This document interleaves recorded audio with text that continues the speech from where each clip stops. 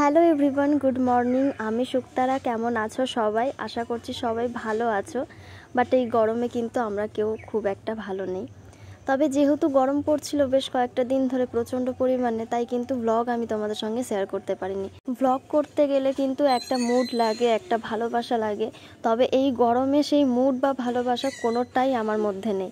মানে এতটা পরিমাণে গরম পড়েছে, মানে শরীরের মধ্যে প্রচণ্ড পরিমাণে ঘাম হচ্ছে। আর সবসময় ঘামটাকে মুছবো নাকি ফোনটা ধরে তোমাদের সঙ্গে গল্প করব।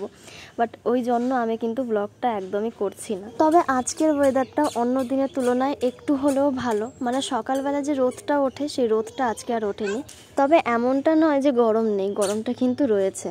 তো আজকের ওয়েদারটা যেহেতু একটু ভালো, তাই ভাবলাম তোমাদের সঙ্গে একটা ব্লগ শেয়ার করব। পরে মনে পড়লো যে ভাবলাম তো ব্লগটা শেয়ার করব, কিন্তু ব্লগটাই বা কী করব সেটা আর মাথায় আসছিল না। তারপরে তোমাদের দাদাভাই বললো বাড়ির সামনে তো কুমড়ো গাছ হয়েছে, তো চলো সেটাকে একটু কাটবো, তাহলে সেটা নিয়ে একটা ভিডিও করে দিই। তোমাদের সঙ্গে সেই ভিডিওটা শেয়ারও করা হবে, তার সঙ্গে তোমাদের সঙ্গে কিছু কথাও বলা হবে। তো ব্যাস, যেই ভাবনা তখনই সঙ্গে সঙ্গে চলে গেলাম একটা কুমড়ো গাছ কাটতে। আচ্ছা, তোমরা কে কে কুমড়ো শাক খেতে ভালোবাসো? আমি কিন্তু খুব ভালোবাসি। শুধু কুমড়ো শাক না, আমি যে কোনো শাক পাতা এখন খেতে খুব ভালোবাসি। এখন খেতে ভালোবাসি তার কারণ জানো কি?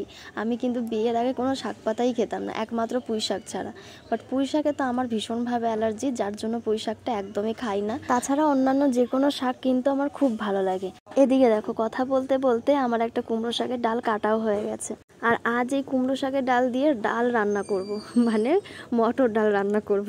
যাই হোক, তো চলো আজকের ভিডিওটা তোমাদের কেমন লাগলো অবশ্যই জানিও। দেখা হচ্ছে তোমাদের সঙ্গে নেক্সট ভিডিওতে। টাটা, সবাই খুব ভালো থেকো।